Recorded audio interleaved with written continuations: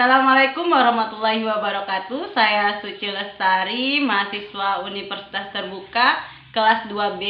Di sini saya akan mewawancarai salah satu guru SDN 02 Pemulutan. Di samping saya sudah ada Ibu Yulia, wali kelas 3. Oke, baiklah, kita mulai saja mewawancarai Ibu tentang apa saja kebutuhan anak sekolah dasar di kelas rendah. Oke, baiklah Ibu, apa saja kebutuhan anak sekolah dasar untuk kelas rendah? Ya, baiklah, Tuhan yang harus diberikan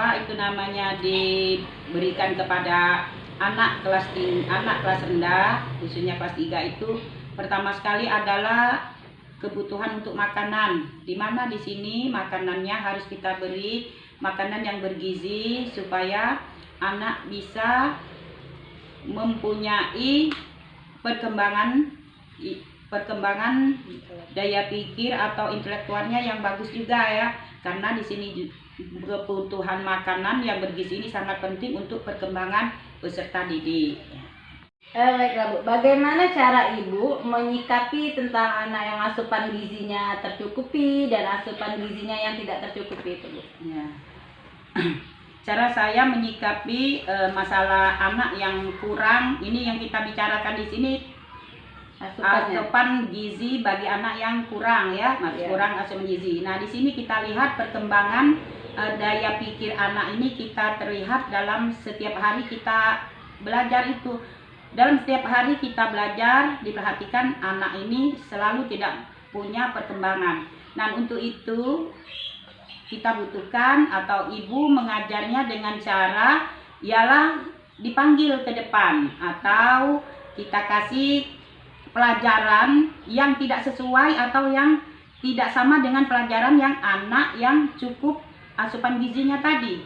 Nah, di situ cara kita membedakan antara lain ialah dengan memberinya motivasi untuk belajar, menyemangatinya atau memberikan pujian kepada anak yang kurang asupan gizi tadi sehingga dia mempunyai rasa percaya diri untuk ikut belajar.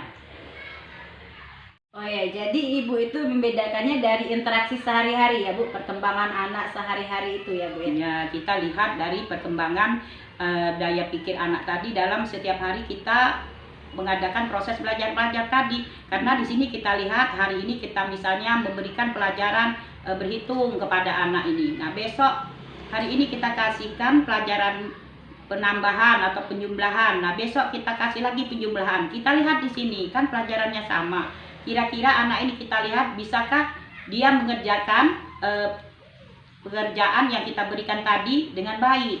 Di situ kita bisa lihat bagaimana sehari-hari perkembangan anak itu kita bisa melihatnya dengan cara memberikan tugas. Ya, dengan tugas yang sama supaya ada perbandingan begitu ya Bu ya. Ya, oke, baiklah. Kemudian Bu, bagaimana cara Ibu memberikan motivasi kepada anak yang dalam proses belajar mengajar itu Bu?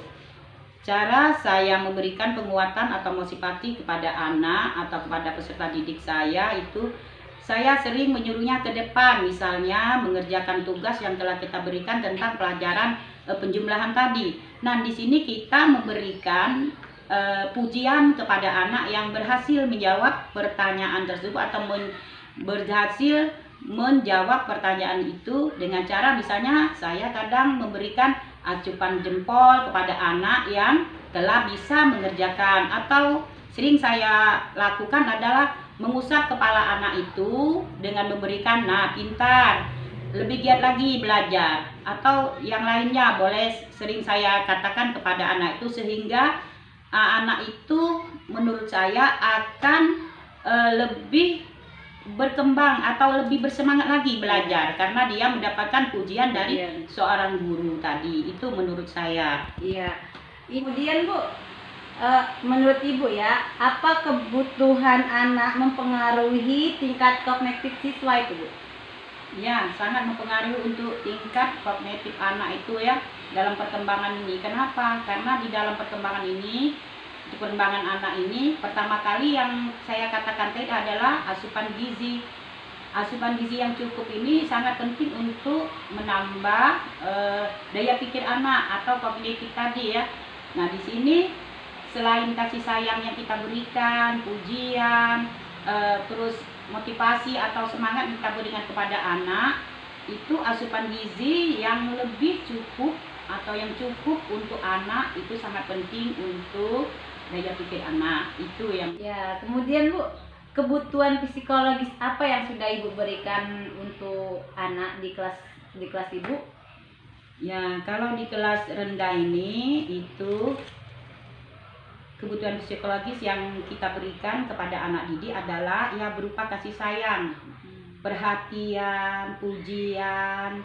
Itu yang sangat penting untuk anak kelas rendah ini khususnya. Karena di mana anak-anak kelas rendah ini senangnya dipuji. Nah, di sini kita tidak membedakan antara anak yang pintar dan anak yang bodoh. Semuanya sama, kita berikan perhatian, kasih sayang dan pujian kepada anak tersebut. Ya, terima kasih Bu sudah memberikan waktu luangnya untuk saya wawancarai tentang kebutuhan anak sekolah dasar di kelas rendah. Ya, sama-sama.